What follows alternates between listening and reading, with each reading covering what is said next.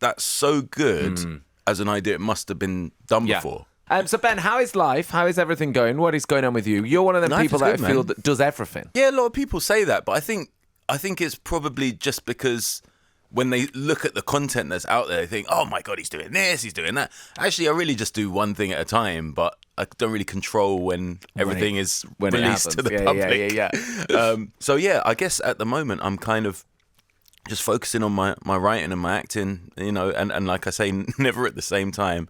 The one thing that is sort of crisscrossing between these two things is this new podcast that I've been working on with my friend and psychotherapist, Sasha Bates, which is it's called Shrink the Box, and we kind of we psychoanalyze like a different iconic TV character each week. It's such a good idea.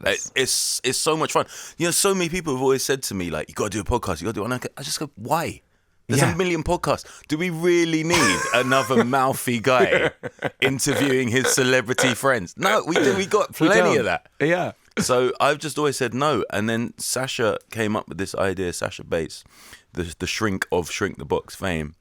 And I was just like, that's so good as an idea. It must have been done before. So I scoured the pod world. And it's not there. There's slightly similar things, but not quite. But not quite there. The same. I thought, surely that's been done because it's such a genius idea. So you analyse a character like we were talking before about like a Shiv Roy. Yeah, we did Shiv Roy, yeah. Tony Soprano. That was our pilot, yeah. Like these, nutters, essentially. That need a breakdown. And it seems like a sort of flight of fancy. And it is on the surface with lots of speculation. But what we do is we talk about human behaviors that we can all recognize, and we'll talk from our own personal experience, and we sort of bring it all back to the human experience. Like, what does this mean?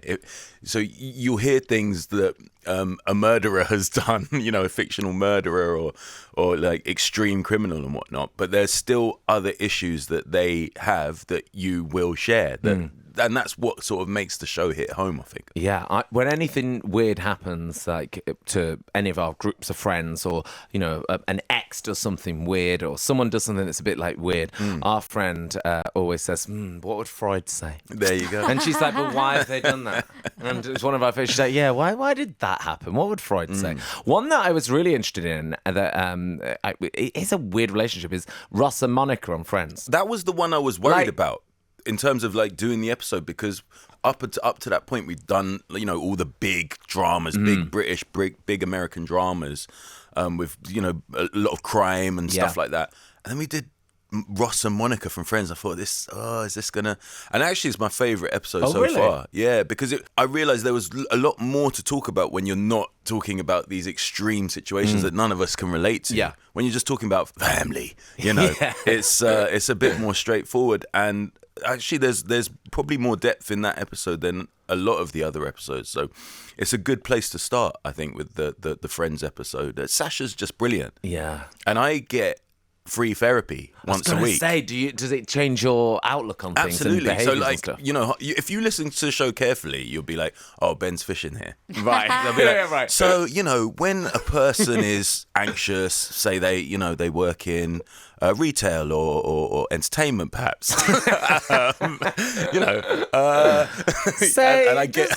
I've got a friend that, like that. But I mean, there's a lot to unpack in that relationship in Ross and Monica, because they're like, she's mad competitive. He's sort of like a bit like pathetic. Yeah, he's a bit of a sad sack. Yeah, a bit of a sad sack. But she also has kind of intense OCD. She's so intense. Yeah, a lot to unpack.